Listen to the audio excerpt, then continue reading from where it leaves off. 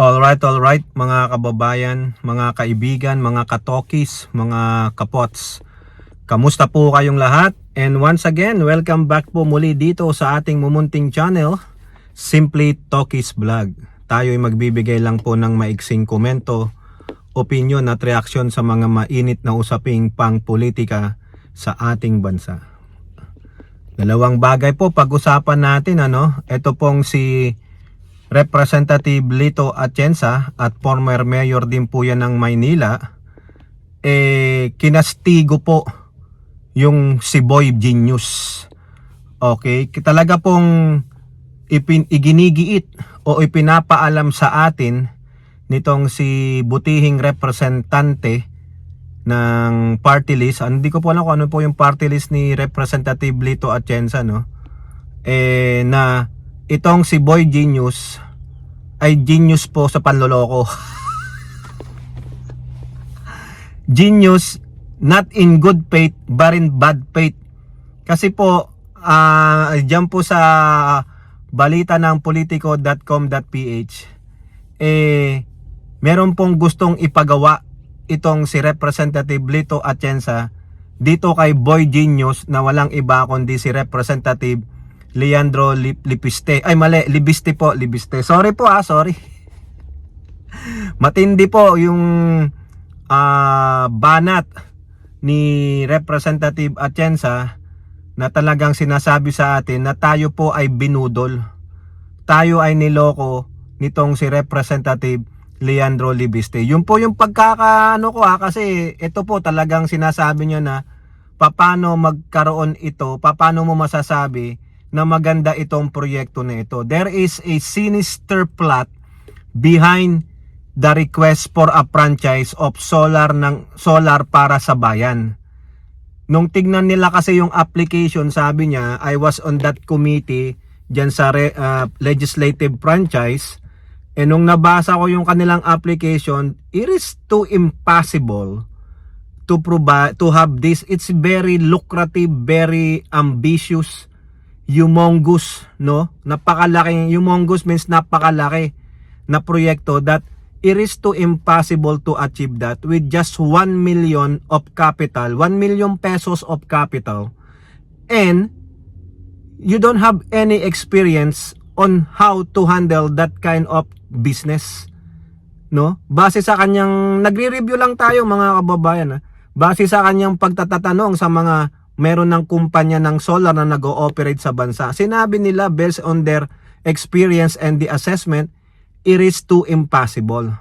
Pero yun nga po, because of the lobbying of his mom and one powerful figure, nabiyayaan po sila, Kumbaga, ano pa ba ang ginawang lobbying ng kanyang ina at nung isang powerful figure to really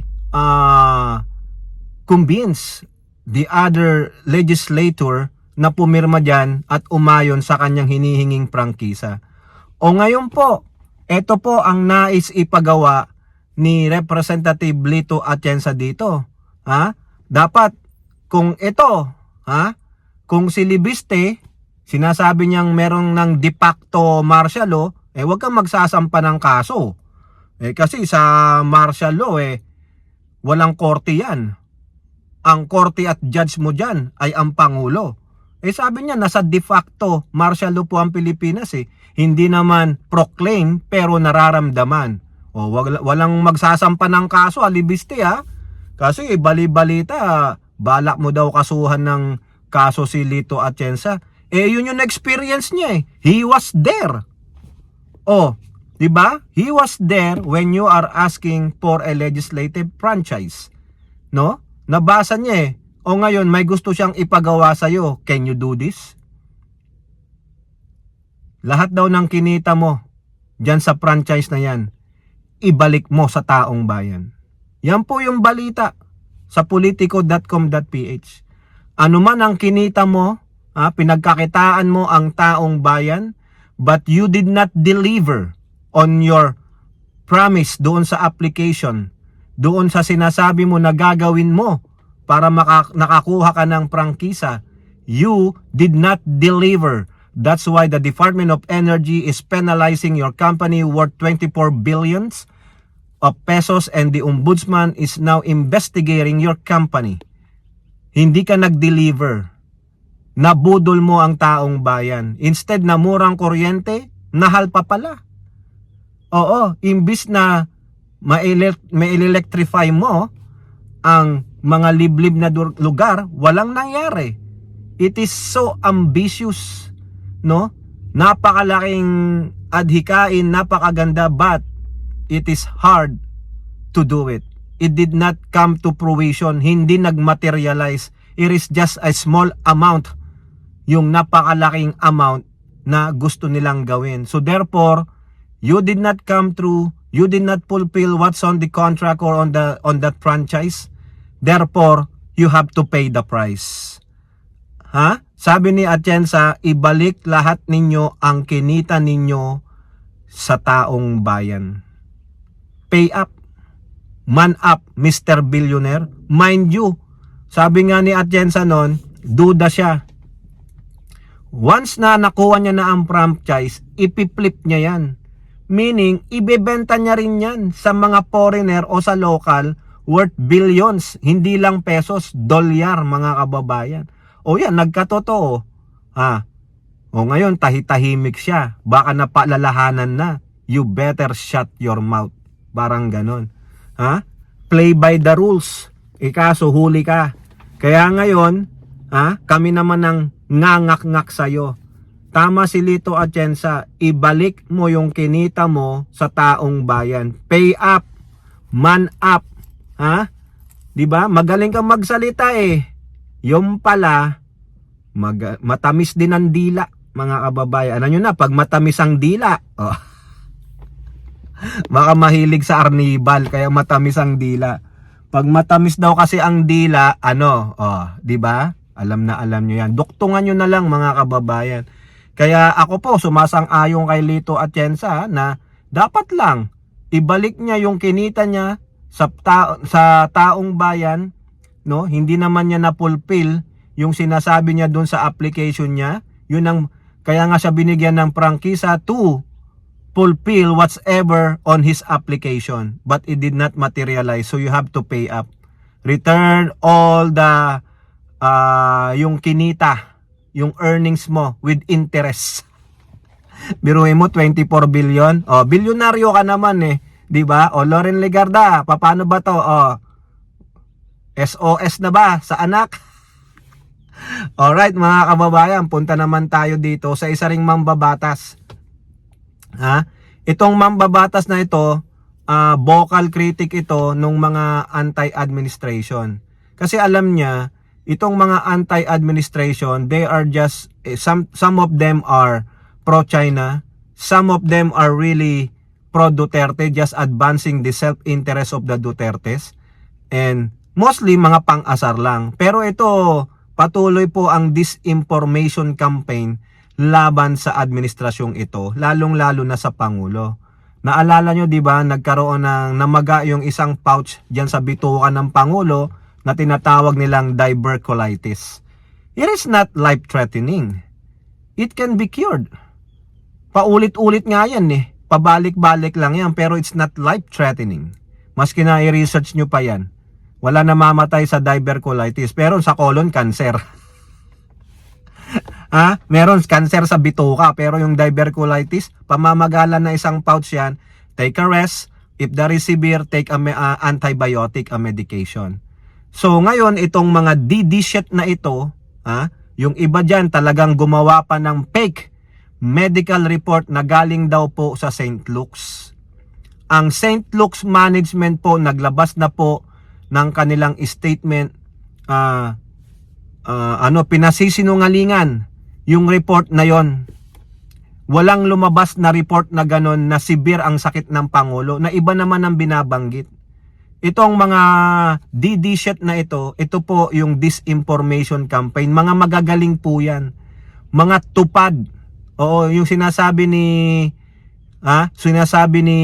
Kiko Pangilinan na mga tupad na galing sa China, mga bayaran ng China, tumutulig sa umuupak sa Pilipinas, ayuda down payment. Ayun po yung sabi ni Kiko Pangilinan. Pahiram po, Senator, huwag kang magalit. Kasi itong mga disinformation specialist ng mga China na Pilipino, laganap po. Talagang rigidon sila. Okay, gusto nilang mapaalis ang Pangulo, kaya ginawa nila ng fake medical report galing pa daw ng St. Luke's. So nagalit ang St. Luke's. Ngayon, iniimbestigahan na rin yan ng PMP. Siguro alam nyo na kung sino yung mga nag-post dyan. Dalawa po ang nag-post. Lalong-lalo na si Mang Kanor na si Jason Sa. Ngayon, tinake down niya po. Yari ka, huli ka. Dapat ka talagang maimbestigahan. Ayan po, unahin nyo si Mang Kanor na Jason Sa. Ngayon, may isang mambabatas dyan na sinasabi niya, hindi naman fake medical report ito Ang talagang punto dito This is a pure disinformation campaign against this government. Ang wala na ibang nagsabi niyan kundi si Representative 1st District ng La Union na si Paulo Ortega. Binubyo niya na yung fake medical report produced by this mga malicious, mga tupad, vloggers, influencers ng DD shit na isang disinformation campaign. Matindi po yan. Hindi lang peke yan. This is totally disinformation. Kasi pag sinabi nyo pong disinformation, that is the lowest of the lows that you are trying to malign, to sirain yung pagkatao ng isang tao, ng isang grupo, ng isang organisasyon without factual evidences or basis. Yan po yan, napakasibir po niyan. And most of the people without yung mga walang common sense, yung naniniwala na lang, hindi nagre-research, yung mga gullible, yung madaling mapaniwala, yan ang maniniwala. Sila pong mga DD-shit na mga tangat bobo. Ako po, sumasang-ayon ako kay Representative Paulo Ortega. That is just pure disinformation campaign by the anti-governments, the like of the Tupad Duterte minions. Mga pro-China. Okay? Malay nyo, may backup nga sila dyan. Oo. Mapera po ang mga tao sa likod o organisasyon sa likod nitong mga Tupad DDS vloggers na ito. So, yari kayo dyan. Nagsalita ang St. Luke's. Tama po yan. Dito po sa Amerika may tinatawag dyan na HIPAA. HIPAA. Naku, malaking ano po yan. Yung HIPAA rules na yan, hindi ka basta-basta makakuha ng medical reports ng isang tao, grupo, o organisasyon without the authorization of the patient itself. The hospitals or medical professionals cannot release any medical report or medical data of a particular person, groups, organization without their consent unless otherwise it is from the court order. Yun lang po ang tatalima kung talagang may court order dyan na may warrant na kailangan naming makuha ito even without the consent of the patient, kasi yung patient ang iniimbestigahan. Pwede po yun, court order. Pero if you're just an individual without a court warrant, magsumbong ka na kung kailan ka gusto magsumbong, pero hindi tatalima ang mga medical professional dito because they strictly abide with the HIPAA rules. Yan din ang sagot ng St. Luke's. Only St. Luke authorized people o yung mga nagtatrabaho sa St. Luke's ang authorized mag-release ng patient's information. Kaya itong mga nilabas nila Jason Sa at yung kasamahan nila, peke po yan. Kasuhan nyo yan, PMP, NBI, imbestigahan nyo yan, pagpaliwanagin sila kasi sumosobra na po ang mga gago na ito. Alright, this is just a pure disinformation campaign, not a fake medical report. Talagang gusto lang sirain ang Pangulong Bongbong Marcos. O kayo po, ano po inyong masasabi? Comment down below. And don't forget to like and share. Hope to see you in our next videos. Bye-bye. God bless.